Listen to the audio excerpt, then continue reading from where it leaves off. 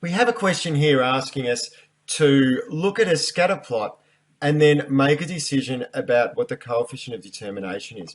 Now, to do this, we'll keep in mind that the coefficient of determination is r squared. So what I'm going to write here is just my note. So my coefficient of determination is r squared. And I'm being asked to find the correlation coefficient. So the question's saying find r. So what I need to do then, to go from r squared to r, I need to take the square root. If I want to, though, I could also just put this into an equation and say, all right, so if r squared equals 0.5210, I can solve to find r on the calculator. So let's do that. Now, if you're comfortable with doing the square root stuff, be my guest, go for it. But we'll use the solve function because it's pretty handy and it's useful to use. So I'm going to write here r squared equals 0.5210, and I'm going to press enter just because I want to see what the calculator tells me. Now, this isn't exactly what I was hoping for. I wanted to make sure that I'd entered everything correctly, but I don't really want to see it as a fraction, and that's because this is set to standard.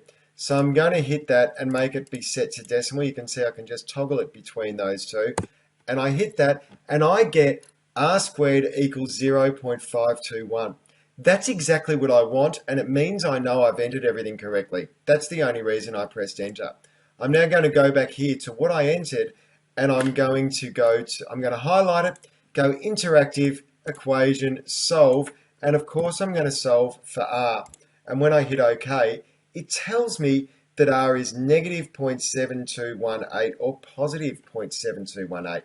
Now, this is the benefit in doing this question this way, because if I do the square root of 0.5210, so let's do that, 0.5210, which is the other way I could do this question, it only gives me a positive answer.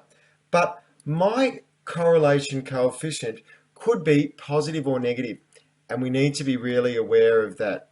So I'm going to write here, r could be negative.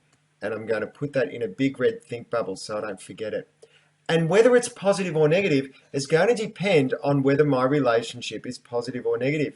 Now, when I get out the orange pen here, I can see this relationship is not positive. It's a negative relationship.